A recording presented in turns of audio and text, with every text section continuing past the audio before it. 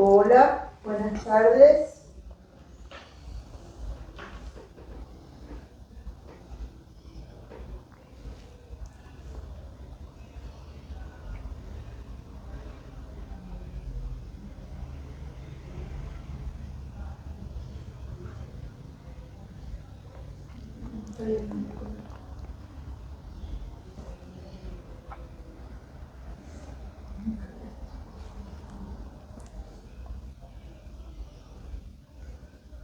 Hola, buenas tardes, clase abierta.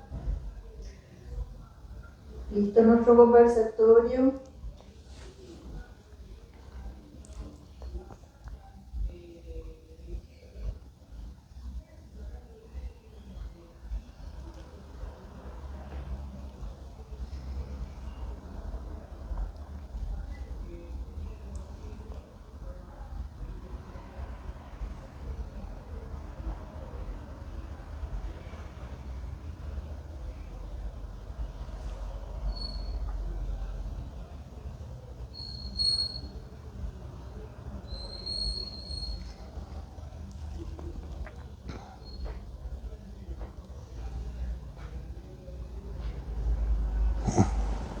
Ahí le tenemos al profe Jorge Talavera conectado.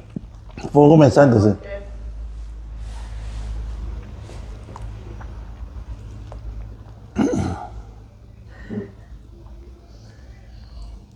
Muy bien, buenas tardes. Vamos a ir iniciando nuestra conversación desde el Turquinalco. Hoy con Miguel López Perito y con Beto Ría, ¿sí? Nuestro tema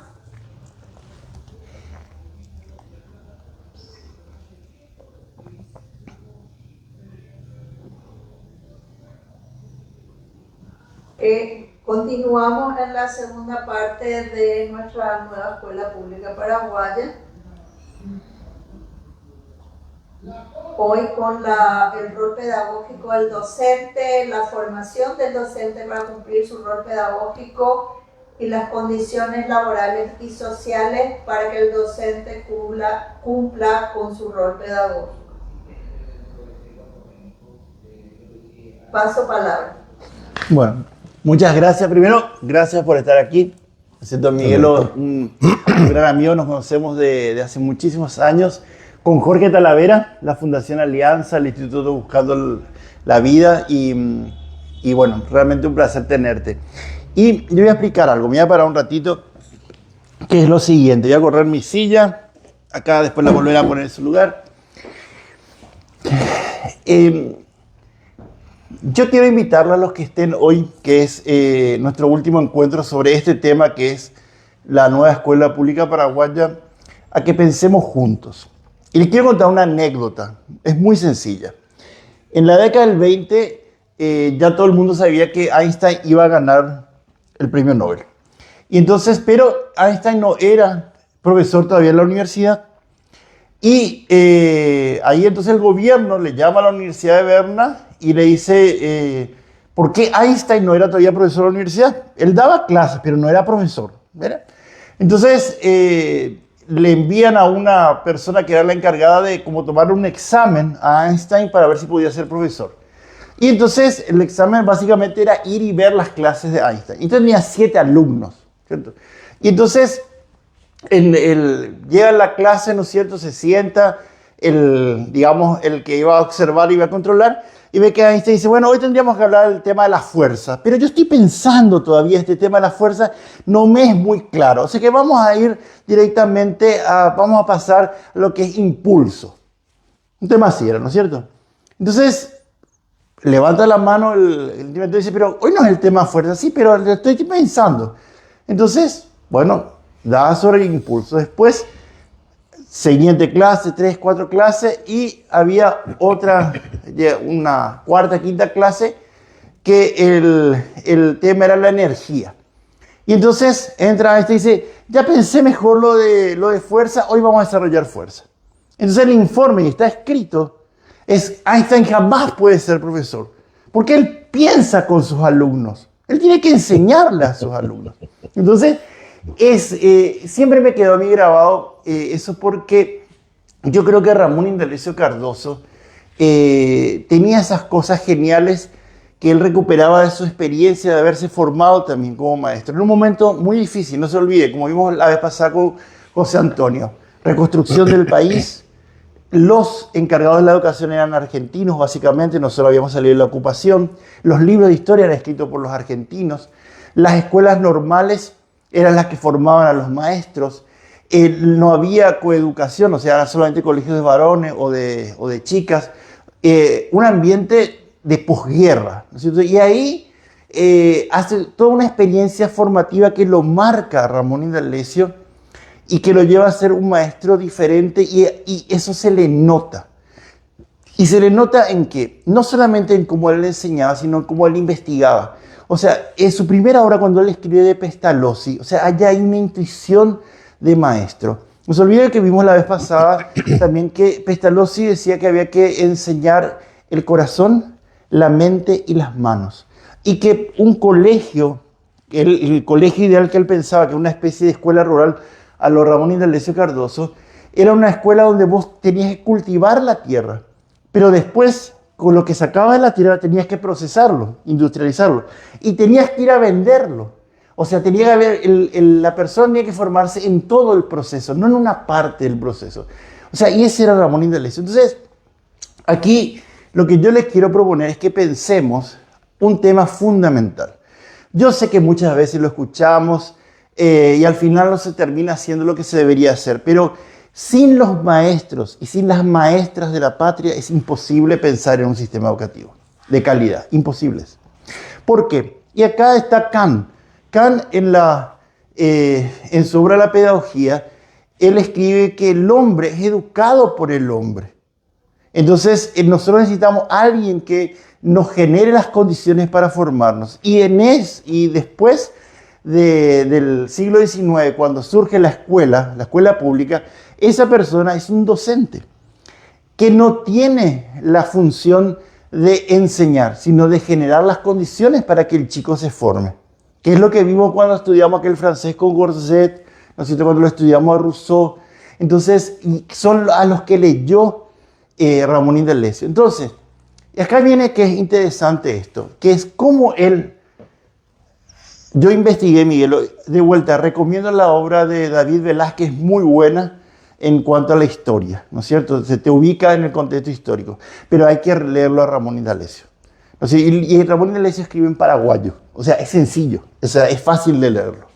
Y el ministerio con la editorial de Alianza publicaron las obras completas en un solo volumen, que recomiendo. Y lo otro que el lector debería reeditar es la autobiografía de Ramón Indalecio Cardoso. Esos son fundamentales. Con el libro de David, con la obra de la Escuela Activa, los 3 tomos que están ahora en uno solo de Ramón Indalecio y con su autobiografía, ahí tenemos material riquísimo. Entonces, mirando toda esa obra, ¿qué es lo que yo vi? ¿Qué dice? ¿Cuál es el rol pedagógico del docente? ¿Cierto? Entonces dice, ¿qué es ser docente según Cardoso? 1, no es un simple transmisor de contenidos. 2, él es un animador de la vida escolar y cultural con el espíritu cívico y responsabilidad social. Entonces, gente, ¿qué es lo que pasa acá? Que para mí es importante. Posguerra, Paraguay se estaba reconstruyendo, Paraguay estaba colonizado por nuestros, a punto de desaparecer, ¿no es cierto? Y Paraguay era comunidades que se estaban reconstruyendo. Entonces, él, criado por su madre, criado por su tía en Villarrica, ¿no es cierto? Criado en los colegios con la intervención de la iglesia, entonces él veía, no me forma solamente la clase, sino que hay un contexto en el cual yo me formo. Ellos, contaba Ramón Indalecio, que eran tan pobres que hacían trueque de lo que llevaban la comida en el recreo.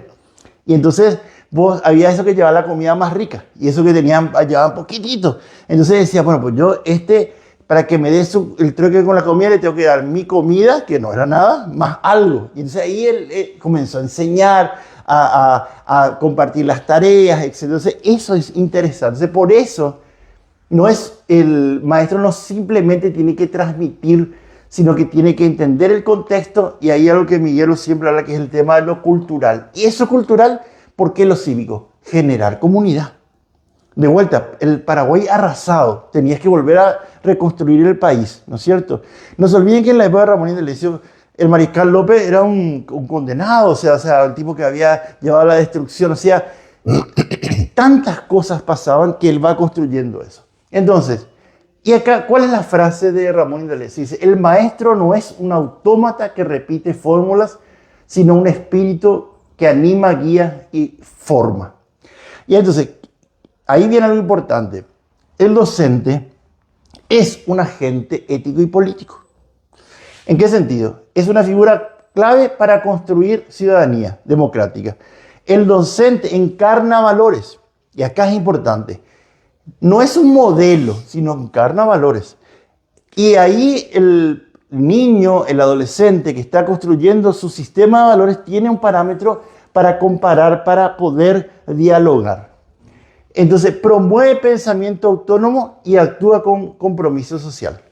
Entonces eso es, o sea, ese es el rol ético y político. ¿Cómo dice que, como en palabras de Ramón Indalecio, no es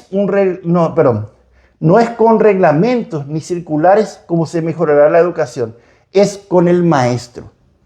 Entonces él hace una apuesta fuerte al maestro como el centro de la clave para poder mejorar la educación. Entonces, ¿cuál es ahora?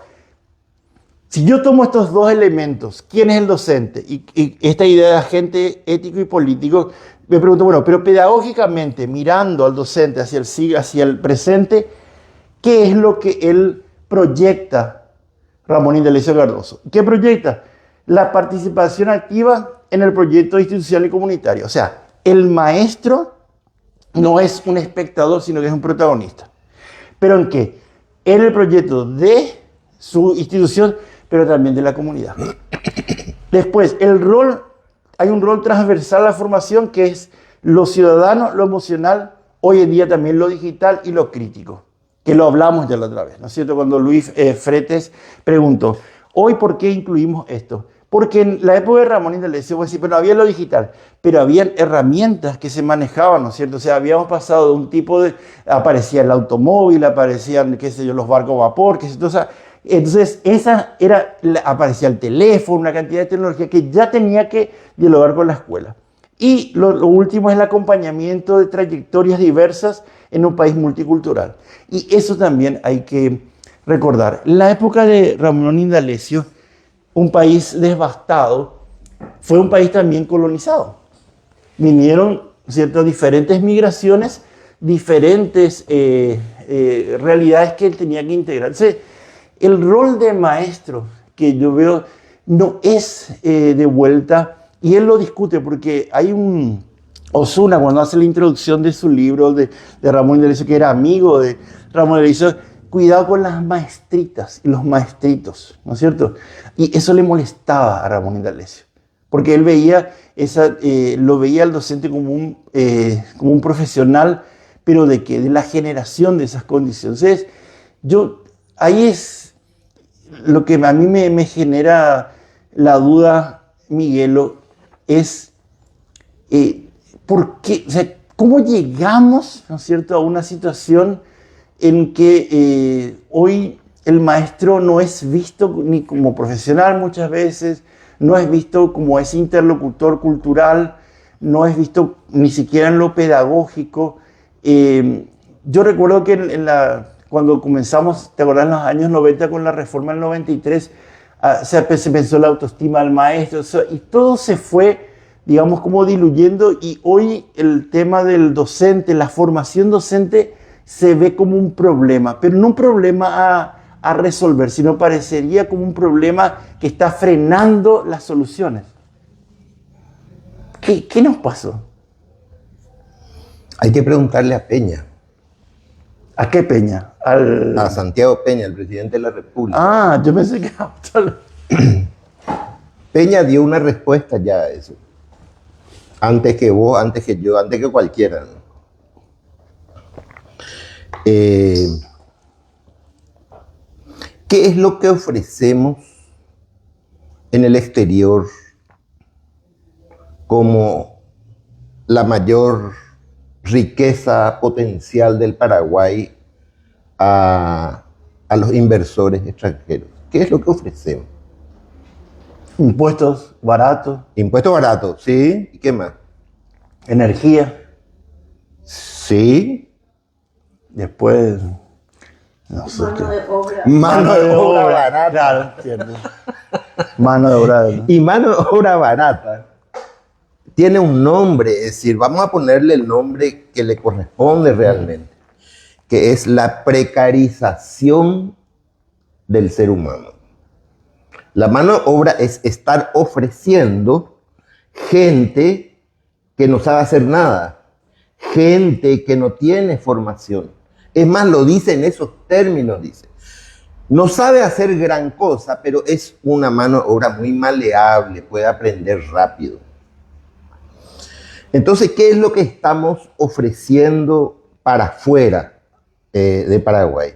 Estamos ofreciendo precariedad. Es decir, ¿cuál es el problema? ¿Cuál es el punto acá, digamos? Que la educación no es el elemento para superar la precariedad. Porque lo que interesa ofrecer al mercado hoy de Paraguay es precariedad. Y precariedad laboral, y precariedad intelectual, y precariedad humana, por último, ¿verdad? Y eso es muy grave, porque refleja que los líderes actuales de nuestro país, que constituye una élite que no tiene realmente mucho interés en que el país se desarrolle, sino que ellos puedan hacer sus negocios, sobre todo a través del Estado, como se está haciendo ahora. Lo que interesa es la precariedad. Lo que interesa es que la gente no piense. Lo que interesa es que la gente no hable, no cuestione, no lea. Es decir, hay un interés en que no se lea realmente. Porque obviamente que la lectura ayuda, eso está constatado por las neurociencias, ¿verdad? Ayuda al desarrollo de la plasticidad cerebral, ayuda al desarrollo de la capacidad cognitiva, hasta en un 25% según las neurociencias. Y acá la gente no lee. Tenemos un estudio que se hizo en el Ministerio de Educación en el 2000, se terminó en el 2014, que es el estudio LAMP, por las siglas en inglés, que es monitoreo de la alfabetización en Paraguay, que dice que el 80% de la ciudadanía en edad de leer no entiende lo que lee en prosa. ¿Y por qué no se profundizó ese problema? Eso es un problema nacional gravísimo. ¿Por qué no se profundizó eso? Papá, ahí te quiero decir un dato nomás. Ramón Indalecio tiene un problema parecido porque él estaba, digamos, en los albores de la guerra del Chaco. Entonces, muchos decían, bueno, la escuela tiene que prepararte para, ¿no es cierto?, la guerra. Entonces, el elemento, patriotismo, táctica, no sé.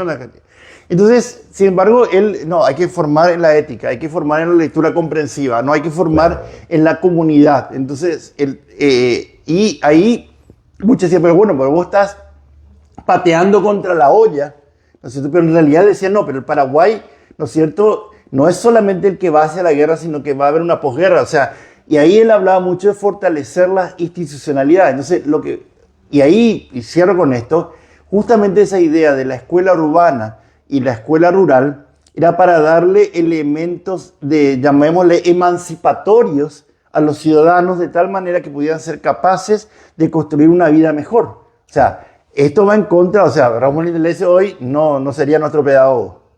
Bueno, ahí retomo algo muy importante que yo creo que se planteó durante todas estas presentaciones, ¿verdad? Es decir, la intención de Ramón Indalecio Cardoso, cuando promueve la escuela pública, y ahí la palabra pública es como muy central, es un instrumento para el desarrollo social, para la cohesión social, para la promoción social, y sobre todo para la promoción de los sectores más pobres de la sociedad, ¿verdad? El que tiene plata no se preocupa por lo público, de hecho, excepto por las leyes que le protegen sus manejos, ¿verdad? Pero lo público y la educación pública, cuando surge en Europa, ¿verdad? Entre los siglos XVIII y XIX, sobre todo XIX, ¿verdad? Es tomada por los propios trabajadores como una acción para promover espiritual, humana y técnicamente, ¿verdad? A su propia gente, porque necesitaban integrar de alguna manera a la gente a ese movimiento de cambio social que fue la instalación de la sociedad capitalista por sobre el feudalismo, ¿verdad? Y en ese contexto nosotros tenemos una encíclica que es por decir así, el arranque de la doctrina social de la Iglesia, que es la Rerum Novarum De León XIII. de León XIII, ¿verdad? Que dice que es una vergüenza que haya tantos ricos, o sea, tan pocos ricos y tanta gente miserable. Entonces hay que enfocarse, el Estado, lo público, tiene que ayudar a la gente que está más atrasada, que es lo contrario de lo que hoy dicen Milei, Trump y toda esa generación de ñembos libertarios, ¿verdad? Que dice que cada uno tiene que arreglárselas como pueda, cuando que en realidad se reconoce que hay una situación desigual muy, muy grande.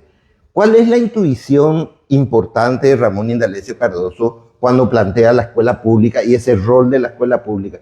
Que el país era un país destrozado por la guerra. Sí.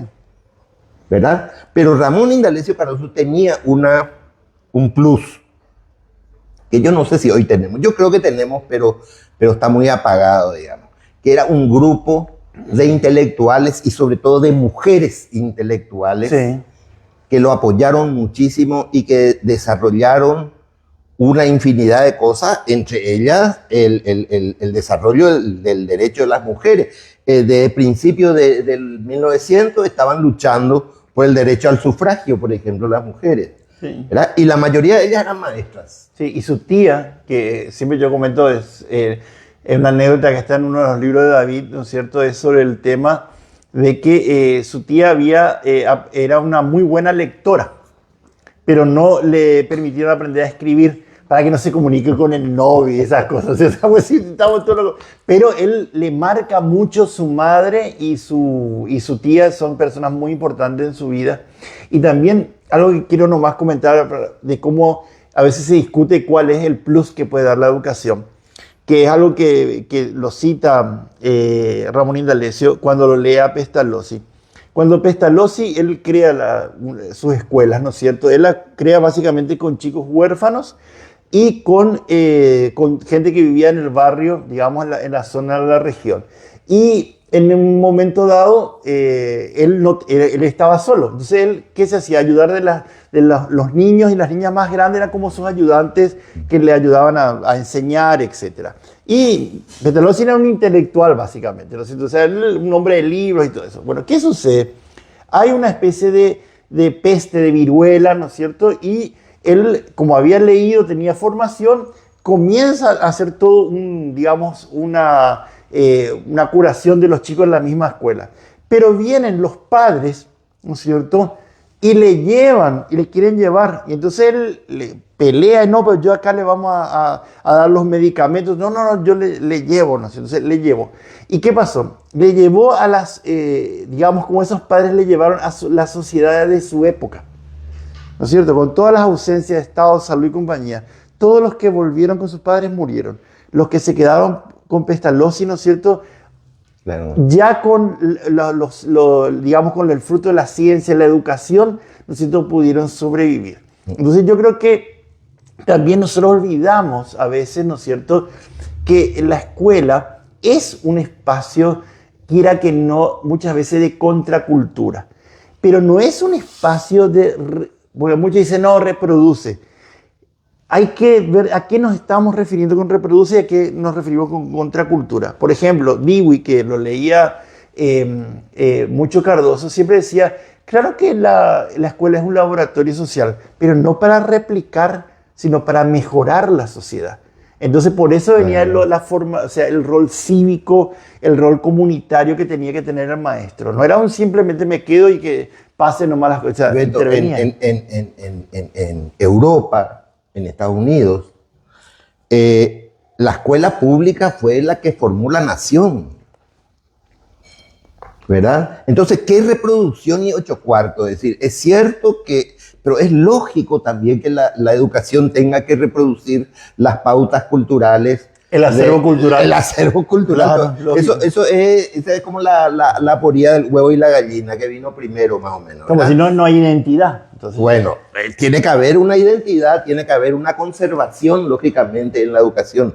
Pero es obvio que la educación también, como lo es hoy, ¿verdad? En los países que están más avanzados en materia social y en materia intelectual, estábamos comentando recién con Rocío, justamente, que el tema de cómo creció el coeficiente intelectual en algunos países del sudeste asiático, ¿verdad? A través del desarrollo de la educación. Déjame de joder, la educación es un instrumento de cambio, pero una educación que le convierte al docente en una especie de soldadito para pasar órdenes y para pasar contenidos y para desarrollar programas, como decía este observador de Einstein, ¿verdad? Que tenía que atenerse al programa, pero no puedo, si no, no puede ser maestro. Entonces no piensa con sus alumnos, lo que hace es reproducir un protocolo que le da la jefatura, la autoridad, ¿verdad? La jerarquía, le da un protocolo para reproducir en clase, porque supuestamente eso produce conocimiento. Y peor, porque vos tocaste ese tema y yo quiero mencionar solamente de pasada, el docente hoy, es decir, el docente en la reforma del 20, del 24, del 25, ahí la información era importante porque no había fuentes de información. Eran limitadísimas las fuentes de información. Hoy el docente no puede ser un informador. Está condenado al fracaso el docente informador. Y te voy a dar 2 o 3 razones muy rápidamente. El conocimiento humano, el volumen del conocimiento humano se duplica cada vez más rápido, ¿verdad? Si la Enciclopedia Británica hizo un estudio, del año 1 al año 1500 se duplicó, todo el conocimiento humano se duplicó en 1500 años.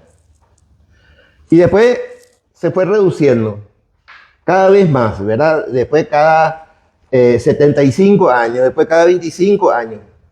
Hoy el conocimiento humano, el volumen total del conocimiento humano, se duplica cada 24 horas. Y está bajando cada vez más, se va a duplicar cada 12 horas dentro de poco. Entonces decime, ¿la cabeza de quién puede absorber el conocimiento actualizado y pasarle a sus alumnos como información? ¿La cabeza de quién? Está bien que el cerebro tenga mucha capacidad de asimilación, digamos, de memoria, pero es imposible. Pero ahí, hagamos una pequeña pausa para escucharle a los que nos están acompañando, pero ahí entramos en el segundo tema que te quiero plantear, que es cómo se forma entonces, ¿no es cierto?, a ese docente en este nuevo mundo que tenemos, y mira un poco cómo lo pensó también en su época Ramón Indalecio. Rocío. Una cuestión que yo quiero introducir, otra variable a la conversación, y es lo que está pasando con la escuela pública en otras latitudes, que es que se está quedando sin estudiantes. Sí. ¿Y por qué se está quedando sin estudiantes? Porque la gente ya no tiene más hijos como tenía anteriormente. No los puede mantener. El estado de miseria que se vive para la mayoría de la población es significativo. Ya está pasando en nuestro país, tal vez no se siente tanto, pero Gabriel Espínola mencionaba la semana pasada que va a pasar con los maestros que se quedan en las escuelas que no tienen alumnos. Y no es 1 o 2. hay un proceso migratorio muy fuerte. Educación media está bajando. Educación media está bajando. La universidad, el año pasado, el 2024, ustedes saben que en el hemisferio norte las universidades empiezan en julio y agosto las clases. La matrícula en los Estados Unidos de manera general bajó 30% para las universidades. También se cortaron todos los créditos universitarios y demás, pero a raíz de eso yo empecé a preguntar aquí en nuestro país, tanto en universidades públicas como en universidades privadas, y en carreras que son carreras que tienen sustentabilidad, como son las ingenierías, es decir, hay trabajo. Bueno, la cantidad de plazas que se quedan sin ser ocupadas está alrededor del 30%, y estoy hablando de carreras dedicadas al agro, dedicadas a la cría de animales, estoy hablando de ingeniería vial, de ingeniería civil, que tienen su auge en este momento. Se están quedando sin estudiantes. ¿Por qué? Porque el mundo del trabajo está cambiando sus pasos. Absolutamente. ¿Sí? En el año 98, cuando empezamos a discutir las maestrías de ingeniería en la región, un señor brasilero de apellido Pirro Longo dijo este tema que está mencionando a Miguelo, del tema de la producción de conocimiento que iba a ser cada vez más rápida. Y decía él que para más o menos la época que nosotros estamos viviendo, es decir, entre 2010 y 2020, él decía, iba a ser la generación de los analfabetos tecnológicos. Y quien no maneje tecnología directamente se va a quedar fuera del mercado. Sí. Y no va a poder ser reintegrado como era anteriormente con un proceso educativo largo. Los desechables. Van a ser los desechables. Sí, claro. Entonces, esa transformación que estamos viviendo nos está pasando por encima cuando pensamos en los planes educativos. Exacto. Y en las políticas educativas, y no miramos estas situaciones que están ocurriendo en el mundo. Pero Rocío, que nos rodea. Seguimos insistiendo en la misma cosa. Sí, ese es un problema. En la misma cosa, que es la expectativa de que mejore la educación mientras los maestros siguen haciendo lo mismo, siempre. Desde que yo recuerdo, digamos, ¿verdad? De la reforma del 73. Sigue igual. Capaz ahí hay que ver que Ramón Indalecio, que es genial en este aspecto, porque él introduce con la escuela activa, ¿no es cierto?, un modelo emergente de la época que respondía a las necesidades de la época. Claro. Él pudo haber reproducido, que es lo que quería el sistema argentino, pero no lo hace. Dice, Claro. O sea, mira nuevos desafíos, nuevas formas, y dice, bueno, y él forma parte, que es algo que yo estoy escribiendo sobre el tema del movimiento de la reforma pedagógica de 1900 a 1932, donde está Dewey, Montessori, de Colli, Freinet, o sea, cuando ellos dicen, básicamente, la escuela, hay un autor que mucha gente cita, ¿no es cierto?, un inglés que ya falleció, que dice que la escuela es simplemente una fábrica, ¿no es cierto?, es una reproductora, que es entonces, y le achacan a la escuela como si fuera ella la que instala ciertas desigualdades sociales. Cuando el movimiento de la reforma, ¿no es cierto?, lo primero que hace es reivindicar todo el pensamiento de Rousseau, de Pestalozzi, de Froebel. No, el niño no es un pequeño adulto. Vos tenés que pasar por la niñez, ¿no es cierto?, para poder entonces desarrollarte plenamente como ser humano.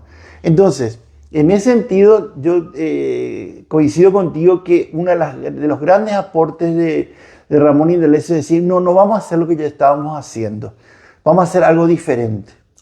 Leo un comentario. Luis Martínez Caballero dice, eso mismo ocurre, son la mayoría soldaditos. Reproducen exactamente lo que están los cuadernillos. Si el proyecto Yale les ordena crear un cuento breve, así mismo lo hacen. ¿Qué pasa si tus alumnos no les motiva hacer cuentos breves?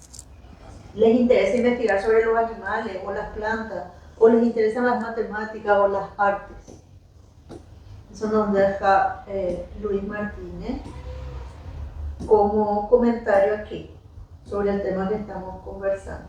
Te comento algo al respecto. Luis Martínez está explorando con sus alumnos otro tipo de cosas y estaba entusiasmadísimo cuando vio el interés que despertaban los alumnos cuando se trabaja a partir de intereses y no a partir del programa. No es decir, el docente tiene miedo de no poder desarrollar su programa y que su supervisor le tire la oreja, digamos, ¿verdad? Pero no es que no se va a desarrollar el programa, se va a desarrollar de otra manera. Se va a desarrollar de forma asimétrica. A lo mejor se va a profundizar más una cosa que otra, pero no se dejan de tocar los temas centrales del programa. Pero la gente tiene miedo, el maestro tiene miedo de salirse del libreto que le da el ministerio.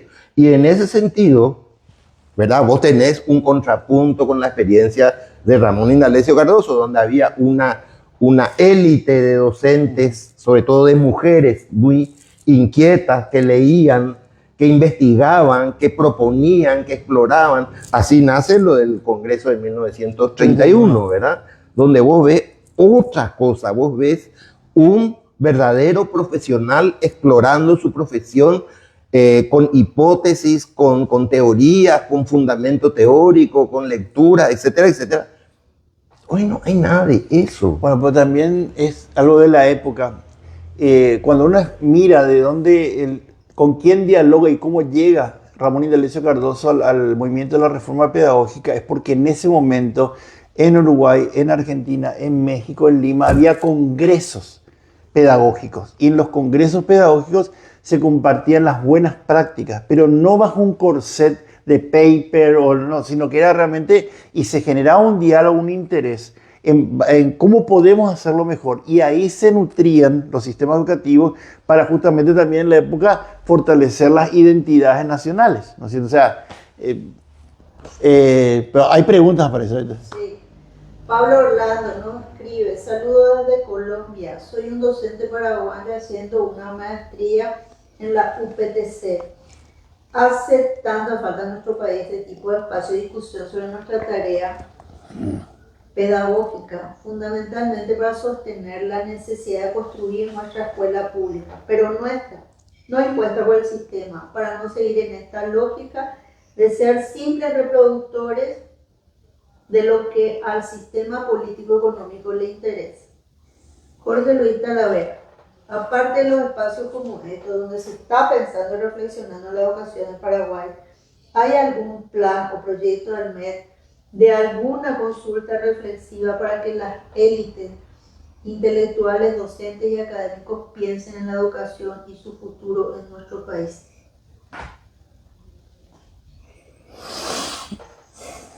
A ver, empecemos por lo que es como más simple, ¿verdad? El núcleo esencial de la propuesta pedagógica actual, y cuando digo actual, digo de los últimos 30, 40, es decir, puedo decir de los últimos 70 años también, seguramente, no sé, desde la escalación del Estado fascista en Paraguay, digamos, en el 36, o del Estado autoritario, como se quiera llamarle, es cuando el Estado dice: no, acá nadie piensa, acá la gente hace lo que nosotros queremos, lo que nosotros le mandamos. Y se establece un principio jerárquico para que se pase un conocimiento seleccionado por el gobierno. No digo por el Estado, por el gobierno. Bueno, ese principio de decir, esta es la información que se va a pasar, no produce nada, no produce aprendizaje. Y lo peor es que nosotros reproducimos, nosotros creemos que cuando le predicamos a la gente, como hacían los países, o como hacen en muchos lugares todavía los países, en el púlpito, bueno, ahora no hay más púlpito, ¿verdad? En las homilías, porque se dice algo, entonces la gente cambia su disco duro, su manera de pensar, y hace las cosas y responde. Y no funciona así el aprendizaje. El aprendizaje funciona de otra manera. Vos hablaste que funciona a partir de lo que la gente sabe, conoce, entiende, interpreta, de los sentidos que le representa la vida, las cosas que le tienen sentido, la forma de tener Por sentido. eso le llaman la educación autónoma. O sea, vos te formás un ser autónomo. Y si no partimos de ahí, ¿cómo vamos a producir un resultado diferente? No es predicando, no es hablando, no es pasando información, cómo cambia, cómo se fortalece el espíritu democrático. Te pongo un ejemplo, ¿verdad? Viene el docente a hablar de repente porque así le prepararon al docente, a hablar de los símbolos patrios, de la democracia, del sistema republicano, de la Constitución Nacional, y cuando hay un pequeño desbarajuste en la clase, le expulsa a los alumnos, o le penaliza, Entonces, ¿qué es lo que le enseñamos? ¿Lo que decimos o lo que hacemos? ¿Verdad? Una persona como Gabriela Mistral, pedagoga, premio Nobel de Literatura en 1945, decía, enseñamos con nuestros gestos, con nuestras maneras de ser. La programación neurolingüística dice eso. Nosotros le modelamos a nuestros alumnos con la forma en que actuamos. Entonces, si seguimos actuando de manera autoritaria, porque creemos que nosotros somos los que tenemos que impartir la información y no dejar que ellos busquen, estamos fritos, no va a cambiar nada, digamos. Esa es la impresión que yo tengo. Y ahí yo quiero decir algo que me parece que, en honor a nuestro tiempo también, es lo siguiente. Quisiera unir acá dos cosas, o sea, la formación docente y las condiciones laborales y sociales. ¿Cuáles son los principios de Cardoso para la formación docente? Formación integral, científica, patriótica. O sea, con identidad. Vamos a tener en esa época, de vuelta, la patria había sido arrasada. Entonces, te necesitaba una identidad. Inspirada, ¿cierto? Inspiración en una escuela que sea nueva, donde el aprendizaje sea activo, haya coeducación, varones y chicas, ¿no es cierto? Haya un trabajo manual y haya una observación. Entonces, es un poco lo que decía Miguelo. El docente tenía que conocer, comprender su contexto. Y por eso él decía, reformar la enseñanza sin formar mejor al maestro sería como sembrar sobre la piedra. Entonces, para poder tener una educación activa, nueva, que permitiera al Paraguay recuperarse, se necesitaba formar al maestro como un hombre o una mujer de su tiempo, que pudiera dialogar con las necesidades, pudiera dialogar con el ser humano, generar vínculos, generar un espacio de aprendizaje. Entonces, por eso las acciones concretas que él impulsa es reformar las escuelas normales y poder tener ese modelo urbano y el modelo más volcado hacia lo agrario, hacia lo rural. Una inclusión en la práctica, ¿no es cierto?, de lo pedagógico desde el inicio. O sea, había que, lo que uno aprendía teóricamente tenía que llevarlo a la práctica. Entonces, ahí viene una cosa muy importante. No es que el maestro se formaba 1 o 2 años y iba a hacer una práctica en una escuela para ver si aprendió, sino que desde el principio él era acompañado en su práctica. Y eso cuando uno ve en la autobiografía de Ramón Indalecio, ve que constantemente él está aprendiendo a ser maestro, está enseñando y está siendo acompañado. Pero de vuelta, no acompañado por alguien que le da una clase, sino alguien que estaba con él. No es que alguien lo estaba, digamos, controlando, él es el que lo estaba acompañando en su crecimiento. Después, la formación tenía que ser continua, ¿no es cierto?, como un derecho y un deber profesional. O sea, el maestro era formado, es decir, yo ante este mundo, ante esta situación, tengo que formarme. O sea, él sentía la necesidad de aprender. Y el acceso igualitario para mujeres, que es lo que recalca Miguelo, y que no es tan fácil. La profesión de ser maestro era una profesión de varones.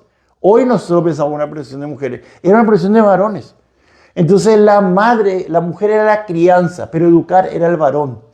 Entonces él defiende, no, la mujer también como maestra de la patria. Después la formación tenía que ser ética en cultura paraguaya, en la pedagogía activa y en la expresividad. ¿Qué significa esta expresividad? Ahí viene lo que él dice, acá hay que ser bien claros en algo. Cuando nosotros decimos que el maestro en esa interacción y ese vínculo forma, no estamos diciendo que el maestro tiene que ser un modelo perfecto, ¿ok? Prácticamente un salto a los altares. No, significa que tiene que ser consciente de que su interacción es parte de la formación. Yo tengo que dar un ejemplo. Si vos enseñás literatura y no te gusta leer, o sea, ¿qué es lo que estás enseñando? ¿No es cierto? Entonces, difícilmente vas a enseñarle a amar la lectura si vos no lees, no te gusta. Entonces, pero ahora, entonces, ¿cómo se le formaba al maestro? Bueno, el maestro aprendía enseñando, aprendía investigando, aprendía teniendo contacto con un nuevo modelo que era la escuela activa, aprendía siendo acompañado, aprendía en un tiempo de formación suficiente. Entonces, aprendía recibiendo las herramientas para poder enseñar. Entonces, ese era el secreto de lo que él proponía. Pero también necesitaba que tuviera las condiciones laborales y sociales. Entonces, necesitaba un salario, una estabilidad laboral y un reconocimiento profesional. Entonces, necesitaba ser un referente social. Pero eso entonces se le pagaba dignamente, se le trataba dignamente, ¿no es cierto? Y se ponía en valor su trabajo. Las condiciones materiales, mobiliario, bibliotecas, ventiladores, materiales adecuados, se le proveía, ¿no es cierto? Entonces, en la medida de un país en reconstrucción, pero una construcción también de la comunidad. Y, como dice acá, Ramón decía, no se puede exigir patriotismo a quien se le niega un salario digno para vivir con decoro. Y también decía, el maestro no debe ser instrumento de partidos ni títere de gobernantes. O sea, tenía que ser respetado. No es que se le imponía. Y acá viene algo que para mí es interesante en Ramón Indalecio y en la construcción que hace de los programas de estudio y todo eso. Nosotros, de vuelta, ¿qué es lo que descubrimos en Ramón Indalecio? Y aún para la época, un país devastado, sin biblioteca, sin libros, sin cuadernos, o sea, entonces, lo que yo tenía que aprovechar era lo que tenía, ¿no es cierto?, en la ciudad o tenía en el campo, y poder a partir de ahí generar experiencias que le permitieran a ellos comprender el mundo en el cual vivían.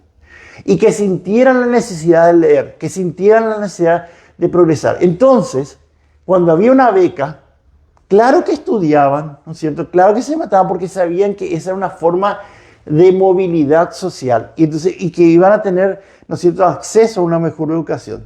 Pero también Ramón Indalecio llegó un momento que no le alcanzaba la beca, le enseñaba a sus compañeros, vivió en la Chacarita, ¿no? Entonces, había una construcción, le daban las herramientas para que pudieran resolver los problemas. Pero también el maestro necesitaba la dignidad para poder transmitir la certeza de que si vos estudiás, si vos, digamos, te esforzás, vas a progresar y vas a tener una vida más digna. Entonces, ahí también yo creo que es importante decir que la propuesta de Ramón Indalecio Cardoso es integral. ¿En qué sentido? Vos sos importante para el sistema educativo, maestro. Yo te formo integralmente para que vos cumplas con ese rol importante. Y yo te garantizo una vida digna para poder entonces desarrollarte en ese rol. Entonces, eso es lo que para mí es genial de Ramón Indalecio. Y cierro con esto. Pero él desde un principio se dio cuenta, y lo dijimos, que sin el maestro y sin la maestra, con estos elementos, no había una mejora de la educación. Y ahí hay una larga discusión si nosotros lo que hemos sostenido es una instrucción, un adiestramiento. Y ahí también un artículo que escribí hace poco es por qué hemos vaciado de pedagogía al sistema educativo. ¿Y por qué me viene mi pregunta? Porque la pedagogía siempre te va a decir ¿qué está en el centro? La formación integral del ser humano. Generar las condiciones para que el ser humano se forme, ¿no es cierto? Entonces, el diálogo con la política no es partidaria, sino es la pregunta a los gobiernos, a los estados, ¿están generando las condiciones para que la persona se forme? Claro. Entonces, este chico tiene que trabajar para ayudar a su familia, tiene que ir de noche, ¿no es cierto?, a estudiar. ¿Tiene micro? Puede esperar con seguridad en la parada del colectivo. el maestro que le va a enseñar no llega ya muerto después de un doble turno, de un tercer turno y le da lo que le resta. Entonces, ¿son preguntas políticas? No, son preguntas que tienen que ver con la vida escolar, cultural, el espíritu cívico y la responsabilidad social que tiene el maestro. Entonces, eso es lo que Ramón Indalecio al final le termina costando, ¿no es cierto?, el cargo y todo, pero de vuelta. Yo creo que ahí, Miguel, nosotros tenemos que seguir pensando en que, con lo que decimos, el tiempo de la información que tenemos, hoy tenemos los contenidos a disposición, pero ahí viene, y cierro con esto, que es el temor a que muchos quieren eliminar al maestro y poner la computadora en su lugar. Lo cual, ¿no es cierto? O sea, no, ¿para qué si ya está todo en Internet? Pero de vuelta, ¿no es cierto? Esas simplificaciones, ¿no es cierto? Esos reduccionismos, esas fórmulas, digamos, hechas, son las que de vuelta vacías de pedagogía y entonces hacen perder tiempo al sistema educativo en la mejora de su calidad. Entonces yo me quedo con eso, ¿no es cierto? O sea, Ramón Indalecio muestra un camino claro, pero es un camino integral más complejo que el que hoy nosotros tenemos. Bueno, Antes perdón, de pasar sí, la palabra, Miguel, voy a leer unos comentarios de la gente. Marcial Martínez Amarilla dice: lo que menos hace el MEC es estudiar la realidad de las comunidades educativas. Claro ejemplo son los colegios con énfasis en ciencias sociales que obliga a los jóvenes a migrar para estudiar. ¿Cómo hacer para que se pueda cambiar el contexto? Que esto sea para progreso de cada comunidad, en especial desde el interior. Porque las migraciones del interior, por las migraciones desde el interior, las escuelas también quedan deshabitadas, pues los jóvenes en edad reproductiva van a la ciudad. Si Ramón Indalecio viviera en este tiempo, imagino que crearía fábricas para solucionar este problema. Faltan patriotas en los líderes de Estado. Anita López dice: es necesario que estos temas se debatan también dentro de las universidades, que tienen un compromiso muy alto con la educación y la sociedad toda, porque en muchas se termina reproduciendo el mismo sistema. Pablo Orlando dice: pienso particularmente que una de las fallas de la educación paraguaya, falla no fortuita, claro está, es que quienes deben debatir sobre la enseñanza, sobre los aprendizajes, sobre la didáctica, y los métodos no lo hacen. En Paraguay, sobre educación debaten los tecnólogos, los sociólogos, los psicólogos. No menosprecio, dice, la labor intelectual de estos actores, pero no lo hacen los docentes. Falta que nos sentemos a investigar, a debatir y a discutir entre nosotros, los pedagogos, por eso el porque Congreso somos nosotros quienes estamos en el aula con los niños, niñas y adolescentes, en un contexto donde la tecnología cumple un rol fundamental. ¿Qué debates hemos hecho sobre las tecnologías desde la perspectiva de la escuela pública? Sí, correcto. Solamente voy a enunciar algunas cuestiones, empezando por esto último que mencionaba el compañero ahí que estaba planteando su opinión. Queremos saber cómo trabajar con los maestros y hay que empezar hablando con ellos, cosa que este gobierno no hace. Prácticamente ningún gobierno lo hizo en forma coherente, porque es cierto que hay condiciones de presión muy grandes, ¿verdad? Pero hay que empezar hablando con los maestros sobre su realidad, sobre sus limitaciones, sobre sus problemas, sobre sus percepciones, sobre sus dificultades, ¿verdad? Que hoy ya no se puede decir es salarial. No. No, es salarial en el sentido de que por lo menos tenemos un 40% arriba el salario base profesional sobre el salario mínimo legal. O sea que hay un plus importante, pero no está la carrera docente. Y la carrera docente es una herramienta de mejoramiento del trabajo del docente. Bueno, pero digamos, el punto es ese. Queremos saber qué hacer con los docentes, hablemos con ellos, primera cosa.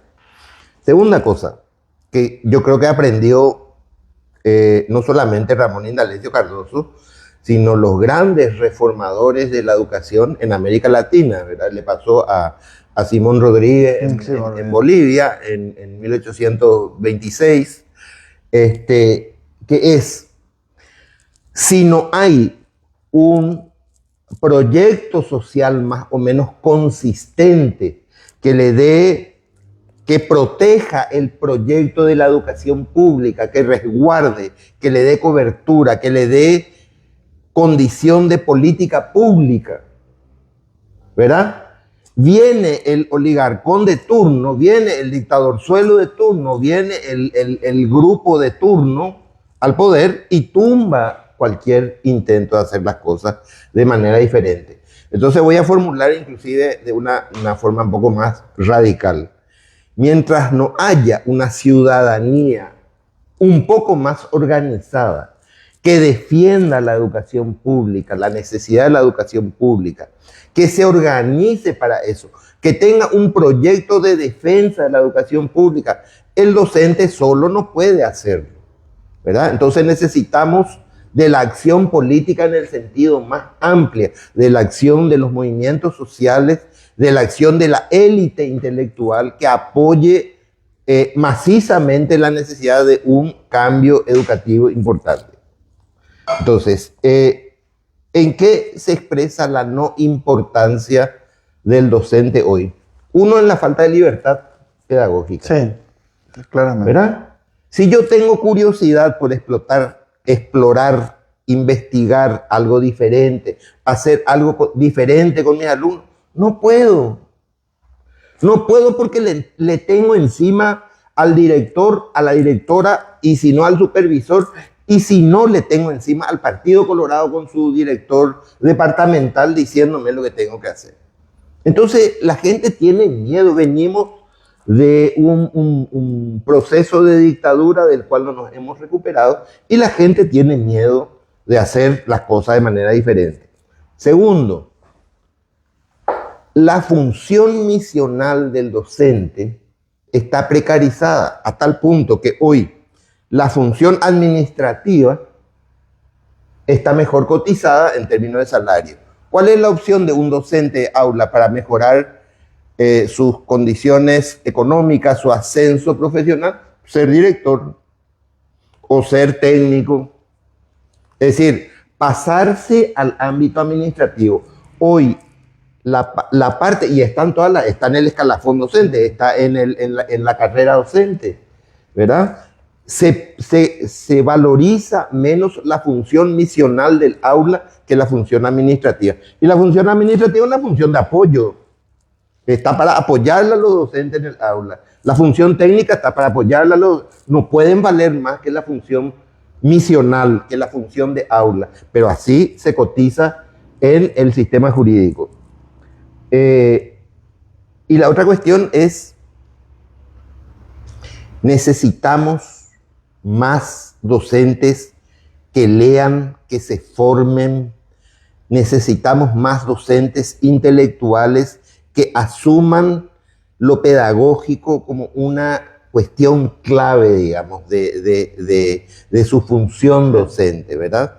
Porque, lamentablemente, y eso es lo que tenía Ramón Indalecio Cardoso, a mí como autodidacta. Como autodidacta, encima. Bueno, alguna gente no, alguna gente fue inclusive a estudiar afuera. Yo querría 2 minutitos para mencionar unas 9 o 10 mujeres que acompañaron el proceso educativo en Paraguay, para que ustedes vean que los reformadores de la educación fueron reformadores sociales, gente que estaba preocupada por su sociedad. No podemos tener docentes que cambien la educación si no son docentes preocupados por cambiar la sociedad. Bueno, quiero rápidamente mencionar algunos. Celsa y Adela Sperati, ejemplos de docentes, le enfrentaron al que era el director de educación, que era un pariente de Solano López, porque ellas estaban en contra de la reivindicación del mariscal, y renunciaron. Y hubo una manifestación que se fue a pedir por la reincorporación de ella al presidente Gusquiza, finales de 1800. El presidente era del Partido Colorado, ¿verdad? Del 94 al 902 creo que fue. Bueno. Elida Ugarriza y ¿cómo se llama? Emiliana Escalada, que fueron las que organizaron la huelga del 25 contra Ramón Indalecio Cardoso.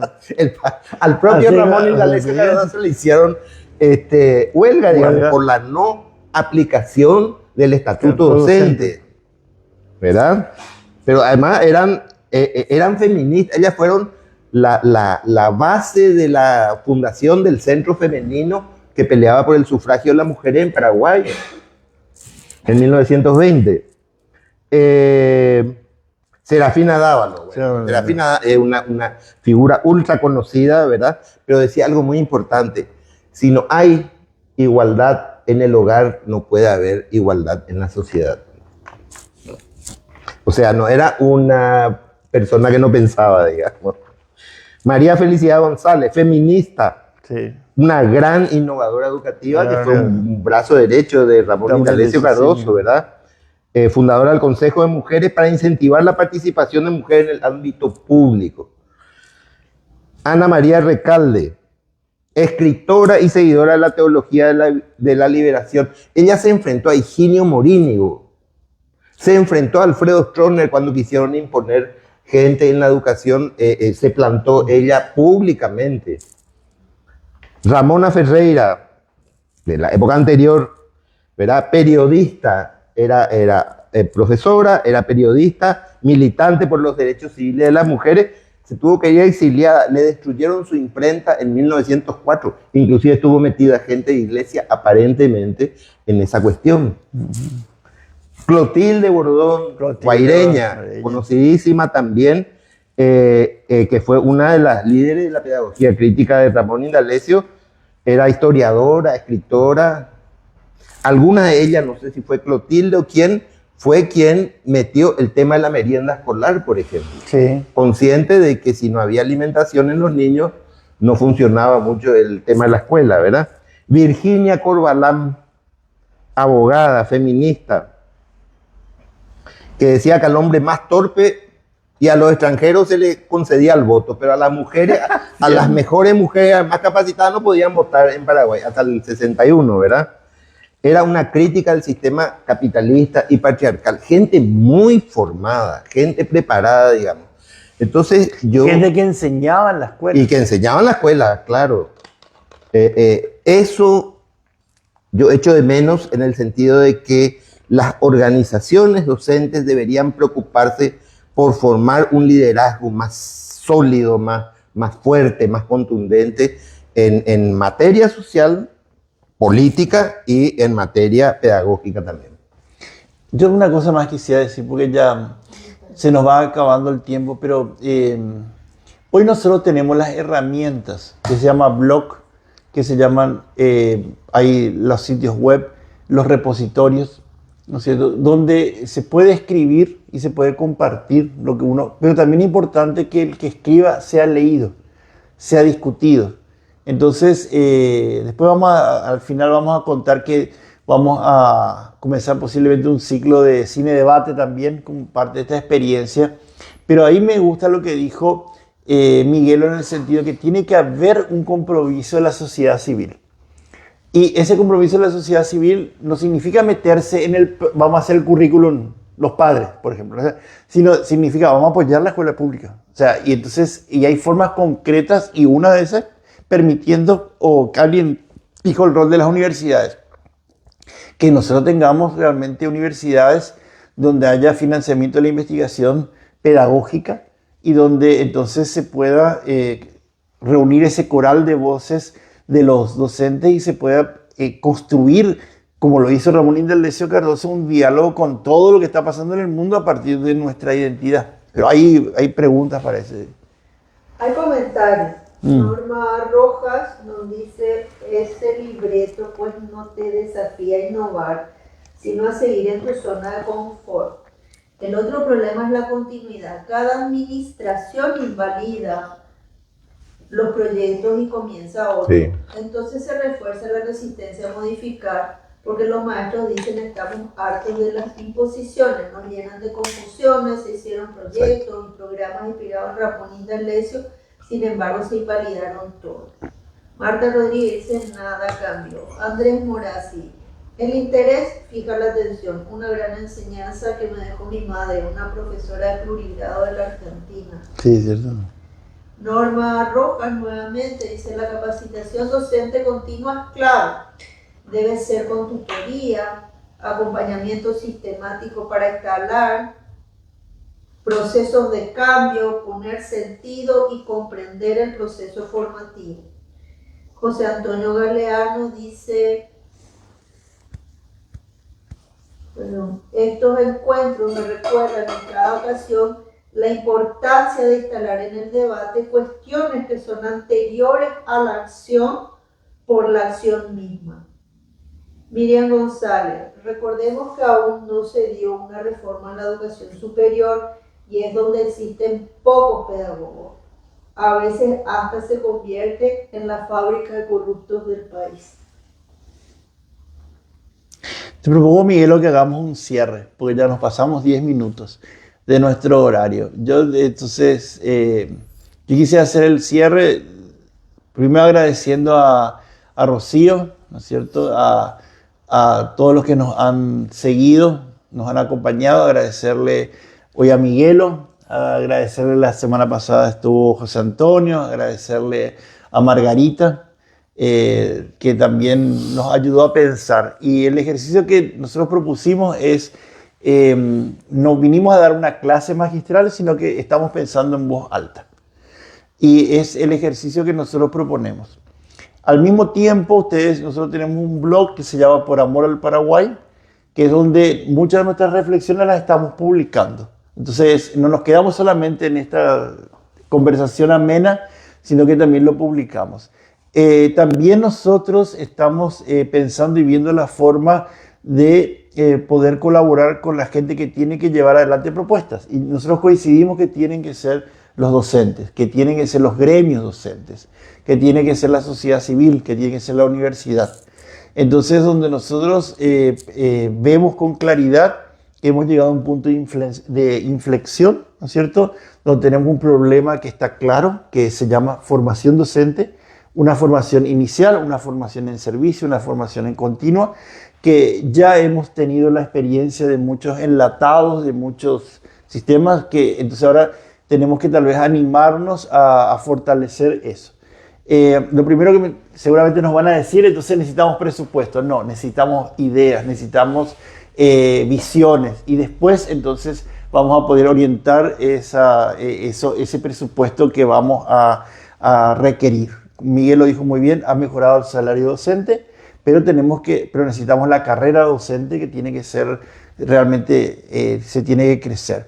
La otra cuestión es, nosotros trabajamos aquí, dimos los grandes lineamientos de Ramón, hay cosas bien concretas que se hicieron, ¿no es cierto?, y que dieron resultado para su época. Ahora tenemos que ver en nuestra época qué es lo que va a dar resultado.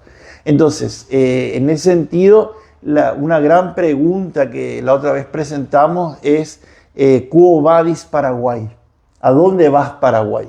Porque esa es una pregunta clave que tenemos que resolverla, ¿no es cierto? Y entonces, esa pregunta se resuelve acá con el modelo de espacio-tiempo de Minkowski. Si no tenemos una revisión crítica de nuestra historia, no tenemos una claridad hacia dónde vamos, difícil en el presente poder construir. Entonces, y de vuelta, el docente es la pieza clave. Pero Ramón Indalecio lo dejó bien claro. Tiene que estar claro cuál es su rol, tiene que estar formado para cumplir con ese rol y tiene que tener las condiciones laborales y sociales para cumplir con eso.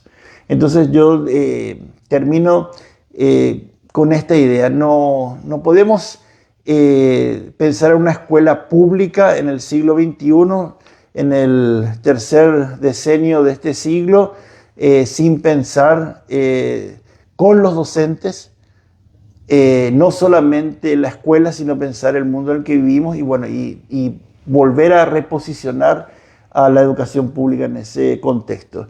Entonces, por eso, más que nunca, creo que el título de la nueva escuela pública paraguaya es necesario. Nosotros necesitamos una nueva escuela, ¿cierto? Necesitamos algo nuevo, y paraguaya son dos palabras importantes, ¿no es cierto? Y pública. Y pública, claro. Entonces,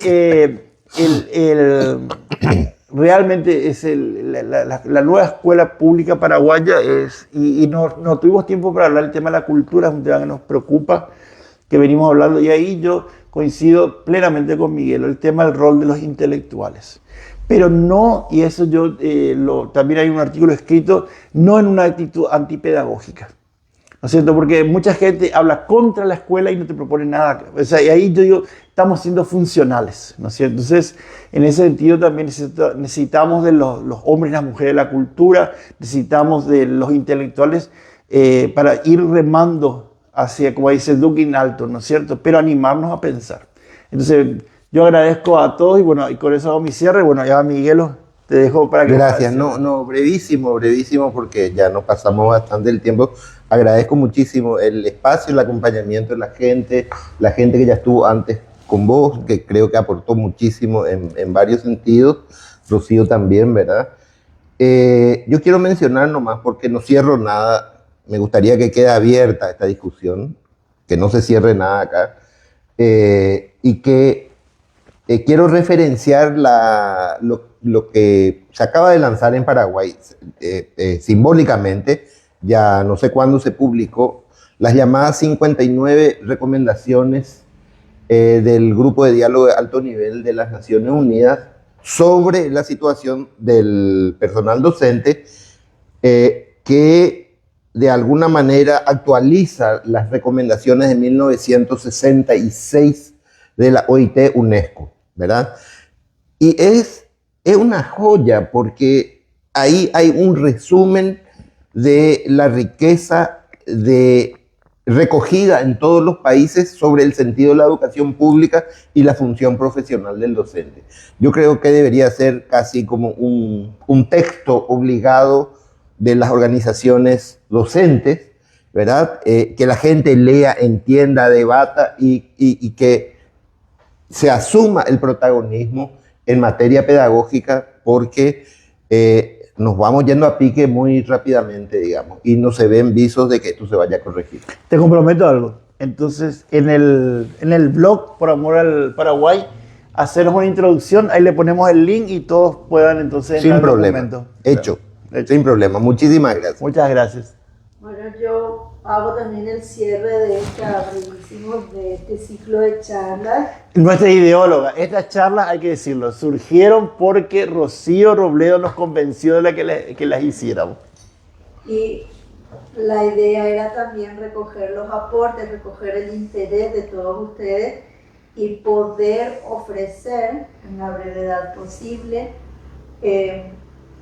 opciones de profundización en estos temas para quienes estén interesados, para quienes estén interesadas. Acá decía Carlos Ramos, educar no es llenar cabezas, es encender conciencia, citando a Ramón Indalecio. Bueno, ¿por qué no pensar que nosotros mismos formemos nuestras conciencias profundizando en estos temas? Así que esperamos a la brevedad darles noticias sobre eso y les agradecemos su participación, su simpatía, sus comentarios y esperamos encontrarlos nuevamente en otras instancias que ayuden a avanzar en este tema, que para nuestro amigo Beto también son muy importantes para posicionarlo como lo que él es, un pedagogo. Buenas noches.